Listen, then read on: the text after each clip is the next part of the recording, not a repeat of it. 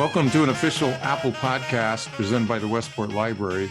Oh, Brother, Not Another Podcast with me, Miggs Burrows. And I'm Trace Burrows. And today we have with us Blanca Blanco, an actress, model, author with a graduate degree in psychology and social work. And she has a new book that came out a few months ago, or a couple months, this month, right? This month. Called Breaking the Mold, which talks about her struggle through poverty, racism, abuse, bullying, and lots of other things to her success as an actress and her current career, right? Hi, everyone. Thank you for having me on your show. It's such an honor. Yeah, well, welcome. Thank you for coming on. Yeah. Do you want to briefly go through sort of the essence of what your book's about? Yes.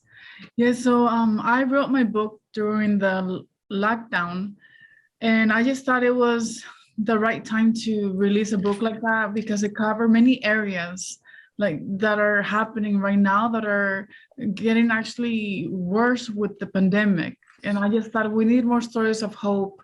My book covers about, the experience that I had as a child with poverty, abuse, bullying, discrimination, and also just how I use my experiences, my traumatic experiences to develop skills and then leading to success, which is what I talk about, and I share tools that work for me. So it is not just a book about, information, but it also has techniques and strategies that I was able to apply and help me. How many? You have some brothers and sisters as well? Yeah, we're 7. Well, we're 5 kids and 7 total with my parents. And did they come out of this? I'm just curious. You obviously have a very special spirit or whatever, brought you out of this, but were your siblings able to do what you did in any way? Yes, my siblings, they were all able to go to college, and they got a degree, and they have very successful jobs as well. Oh. Mm-hmm. So definitely it was definitely a lot of, we had to work harder because when being an immigrant family and then not having the resources and you're applying to go to college, the only way at that moment that you think it's through scholarships. So that means that you gotta have good grades, gotta have the strong letter of intent, have great relationship in your community, because when you apply for scholarships, all that matters. Right. So I think I read that. So part of what you went through is abuse at home. What was that about? Yes. My father, he was abusive at times, not every time, but he used techniques that are not proper here. Like he will use a belt or a whip. In Mexico, and as we came to the US, he did it a few times, but also he knew that here, he would get arrested. So definitely I had to, go through that and also voice my opinion, because he had very strict views on the genders, female and men. So I had to, I wanted to do sports, and that was not appropriate for girls. And I'm like, well, if my brother's doing it, why I can't? So then I would stay in do sports. I was a runner. I was also in volleyball. And so I had to fight for everything I wanted, just simple things that are not really, at least I was a child that wanted to do something productive. Yeah. And so I definitely had to navigate that. And I talk in my book about that also, how I was able to not allow that to affect me, my long term. I work to prepare myself mentally so I have less effect of the stressor, of the abuse, and knowing that it's nothing, there's nothing wrong with me. There's something wrong with him. Mm-hmm. Yeah. Well, it's hard for a child to, most children, I mean, it's all about the world is around them and it must be my fault and I'm a bad person. And I mean, if I had suffered any one of these things, I probably would have just given up and crawled away. I mean, what do you think gave you the fight to many people would have given up and just been on the street. Alcoholics or something. Yeah, been on the street, whatever. Yeah. I understand your question because many people ask that. They're like, how did you guys turn out to be normal? We turned out to be like, we were not, we didn't come out alcoholics or drug addicts or nothing that is not, the wrong direction in life. Instead, we changed our life. For me, it was my determination to change my life. I knew that it was up to me, and I didn't want to have that life. I didn't want to live in poverty forever. I didn't want to be experiencing, abuse, but it was up to me to change everything. You change my environment was not going to change my life. I was going to change it. So it was my drive. And that's what I share in Breaking the Mold, how my drive was very, fearless. Like I knew that I wanted something. I would see my dreams in the future. Like I could see it, like what I wanted so bad, but I didn't know how I was gonna do it. But I knew that I just had to stay focused. And so I didn't want to be part of the same circle, like same cycle. Mm-hmm. And so I changed that. Did you have to earn the money to go to college? Oh, yes. I started working when I was 13. I work at a hotel. And, I know that 13 is very young here, but that saved my life. I didn't have to be home and be with an abusive father. So, thank God for the managers that hired me and my friend in the summers, because I know that it's not right, and I know that it's not proper, like to hire someone that young, but when you look at individual cases, you get to see like, poor kid, like that wasn't her outlet, So I'm definitely not saying that because, to get anyone in trouble. Instead to thank them, like for someone to look at it in different cases. But I started working very young, and I would help my family. I had a loving mother. She was very loving, and I think that's what kept me. She always supported my ideas, even if they were so big, like I would have some big dreams. And sometimes when you live in a car garage, we lived for 2 years in a car garage with no water, no electricity. We had ice on the walls. Ice on the walls. I had to wear coats and gloves so I could be warmer. And we didn't have a shower hookup or nothing. It was just definitely like living in an igloo. And we lived like that for 2 years. And my sisters and I slept on a broken couch, and that was our bed. And so I remember every night going to sleep, and you could see your breath, because of all the being inside. So I remember I would tell people like, I want to be an actress when I'm gonna go to Hollywood, and then they would just make fun of you, like, oh sure, like crazy. They would be like, I had teachers say, well, okay, well that's nice, but let's talk about something more realistic. What is it that your skills are? What are we gonna do? And I was like, okay, so I kind of learned that not to say a lot of my big goals because people get scared, they're uncomfortable, and then I just didn't want to come across like cuckoo, like, oh, sure. So go ahead. I'm sorry. So now, coming to LA, it was I came after I finished my degrees. Yeah.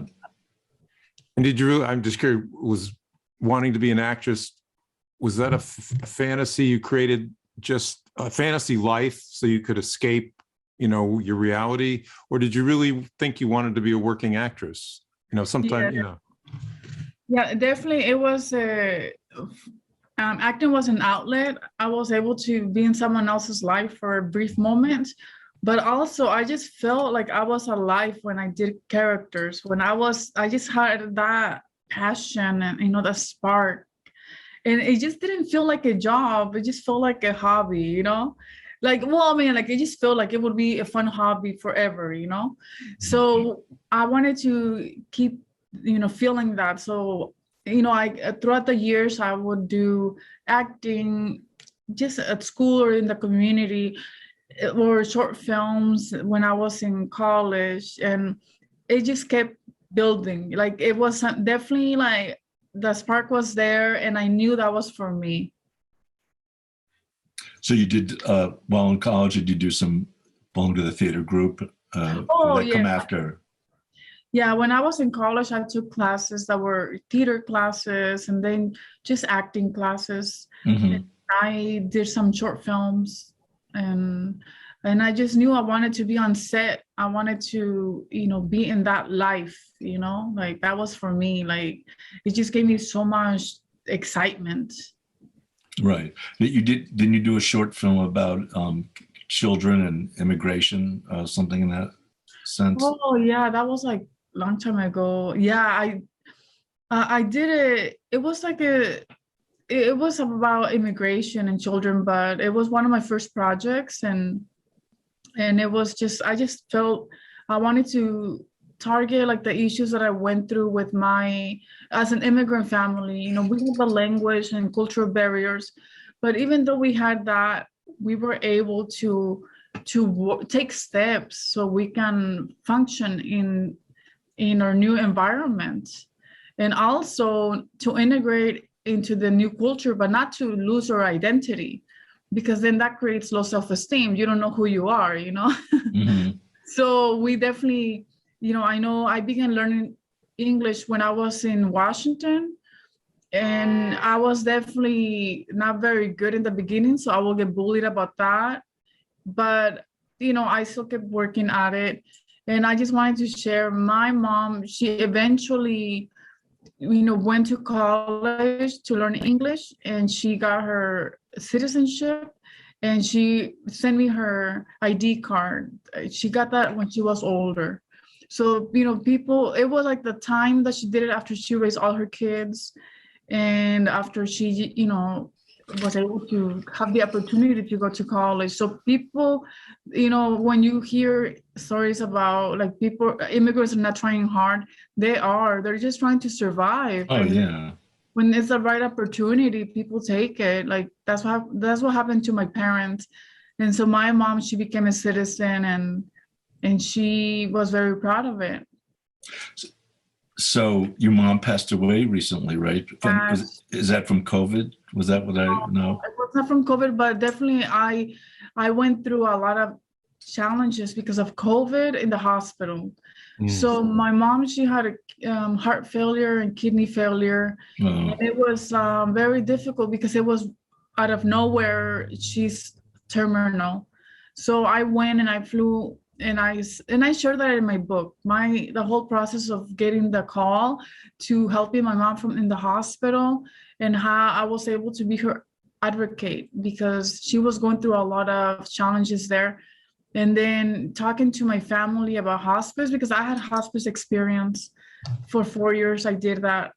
And so it was definitely being on the opposite side, where normally I would be the one helping my patients. Now I was the one dealing with that. And it just, it helped the experience that I did with hospice work, but it was definitely the deepest level of pain you can ever experience.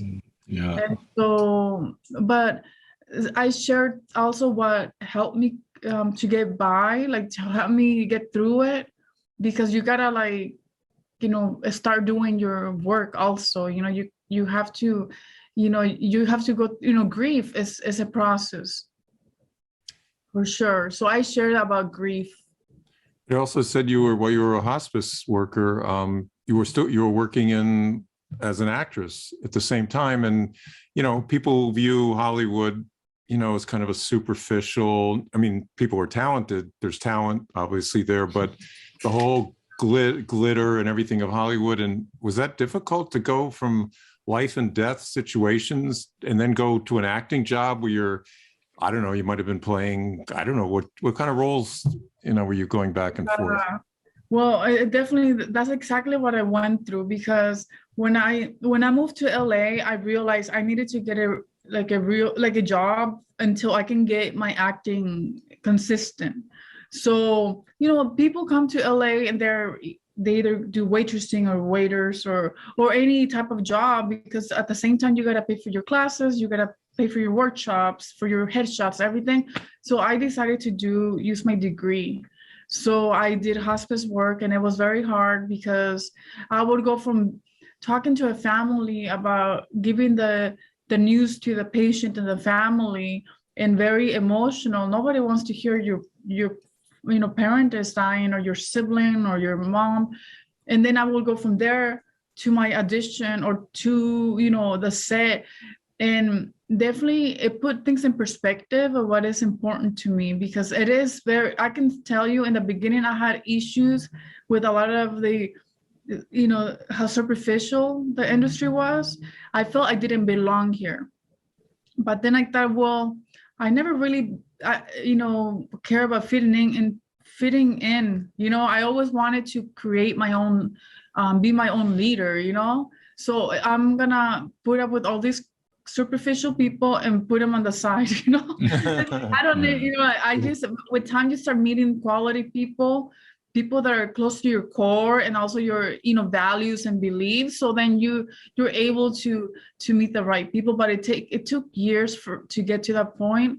And so yeah, it was, but I grew from that experience, because I began to not stress about if I don't book a job, if I don't book something, at least I'm comfortable that I'm breathing with no pain. I'm walking and I'm not falling down. I would think of stuff like that, where I'm just like, I'm lucky I don't have a diagnosis. Really? I didn't get this thing, but who cares? I am alive. So definitely, it made my life even more, I'm able to relax more, because I'm like, there are other things that could happen that are worse. Sure. Yeah. Yeah, and you've seen our mother was in hospice for a while. Well, she was in and out. She'd be in hospice, and they say, "Oh, she's okay. She can go home now." And then back in hospice. I don't know how many times, Trace, like 5 times she was in and out. Yeah. And I felt, and the hospice people were so wonderful, but I thought about the kind of day that they would have.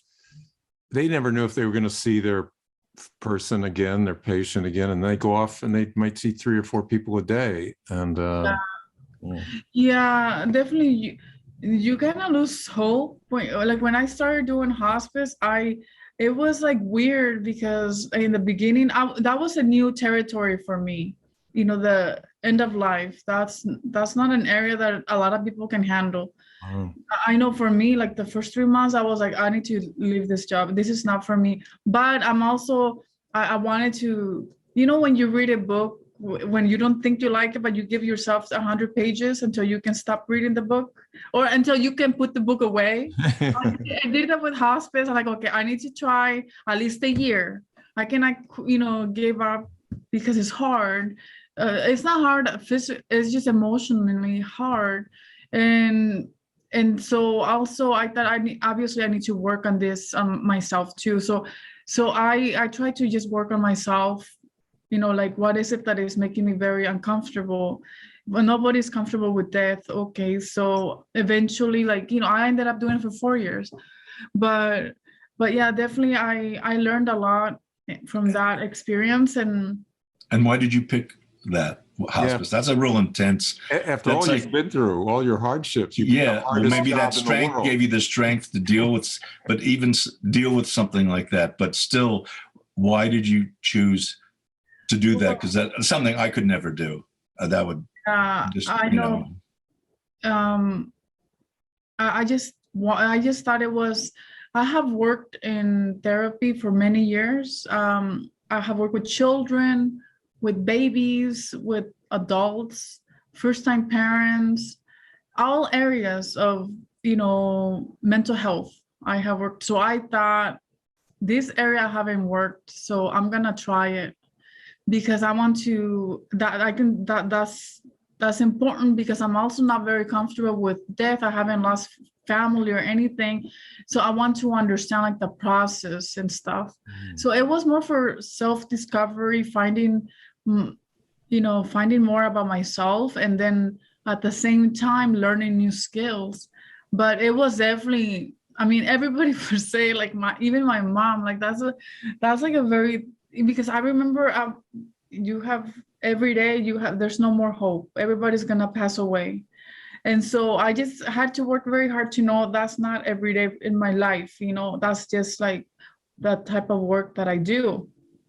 And so, but also when people that I know are diagnosed with something, I immediately go to the worst case scenario, because I'm very like, if they tell me the medical part, and I work directly with the doctors and all, then I'm more like, I wish I could be in this little fantasy world where, oh, that's not bad. But I always go like, oh no, that's a red flag, that's not good.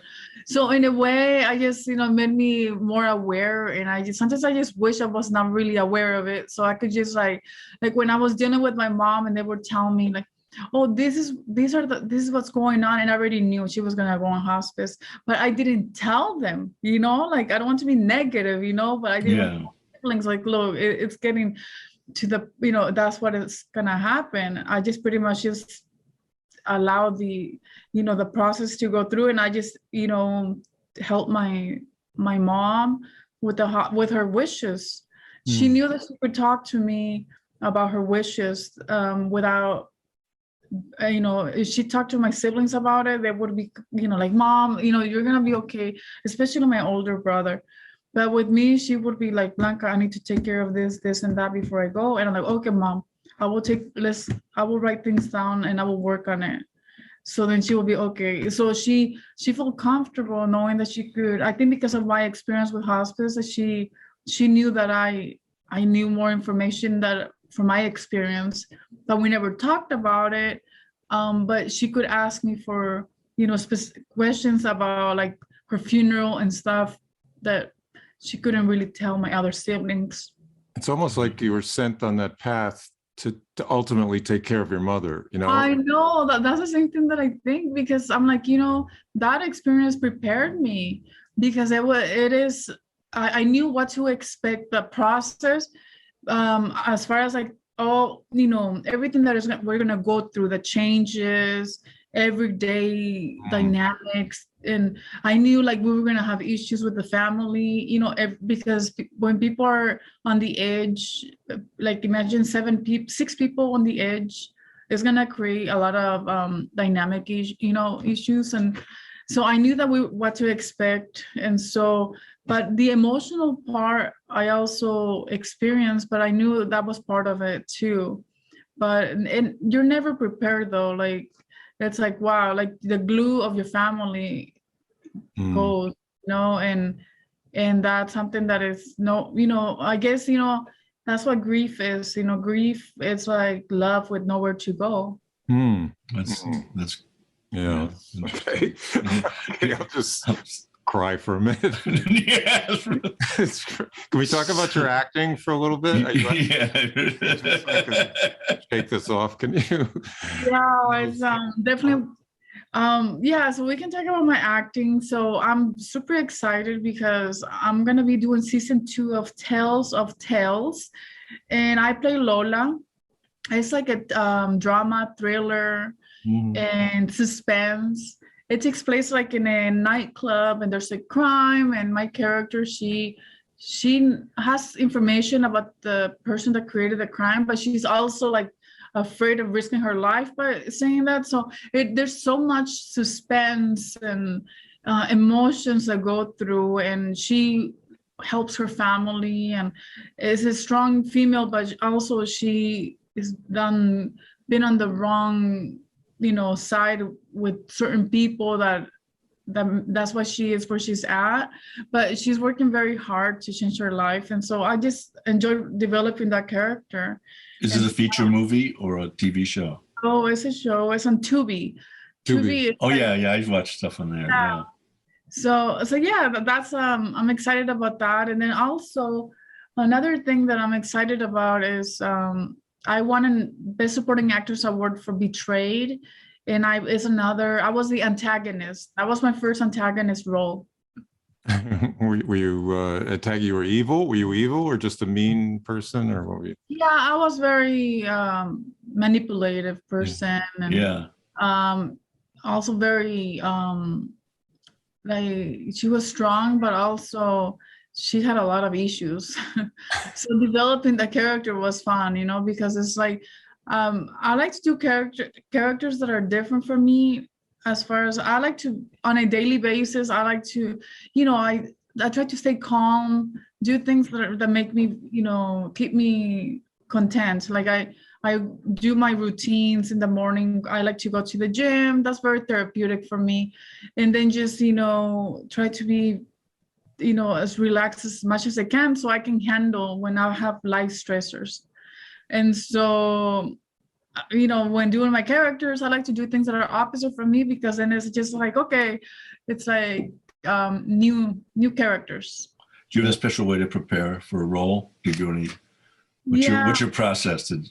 Yeah, my process is basically I read the script over and over many times, and then also I break everything down, like each scene down into like the smallest parts, and then I work on improvising in my house. So like if I'm just before I start filming, for example, like I prepare, I'm walking around in my, like I brush my hair or blow dry my hair or do anything but improvising, where I'm just like in my character's shoes, And so I do that, and then just basically do 8 hours a day of preparation.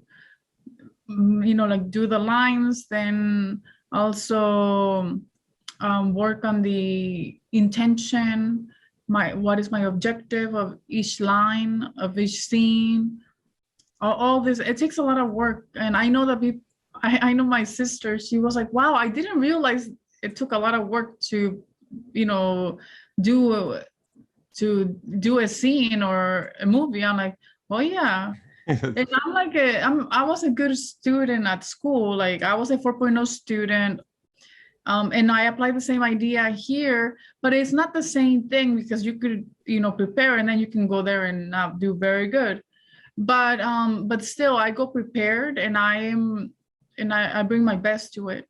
Yeah. Do you have somebody to read lines with at home? Do you have a family at home? Do you read lines? Yeah. I have people I read. Yeah. I actually, what I do, whatever the scene requires, I have all these people. Well, because of Zoom, I've been doing it on Zoom. So every day I will rehearse my scenes with people. I have like 3 or 4 people that I contact.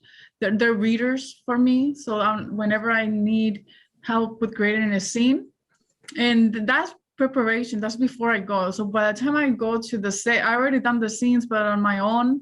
So now it's time to play with, the real actors, the people that are actually in the scene. But it's like preparation before. I don't know if many people do that extra stuff, but I just enjoyed the process. Yeah, every actor has their own process, So tell us a little bit about escaping from the fires in Malibu, because that sounded like the most horrific. I had a small incident here. It sounds like nothing compared to what you went through, but I had like a fire like 10 feet from my house.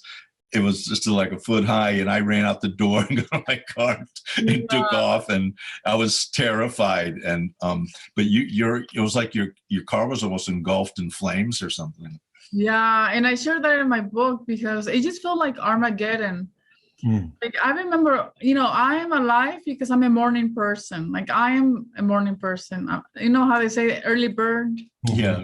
Early bird. Like I like to wake up early and have a productive day. By the time it's like 11 in the morning, I'm already done with a lot of my tasks, and most people are waking up, and, and I'm just like, with half of my agenda is over, but it's done. And so basically, I remember the drive, which I share, like, I went the opposite way, which is towards the fire. And that's something that like knowing that I made the wrong choice. One time there are flames near my car, and also it was pitch black.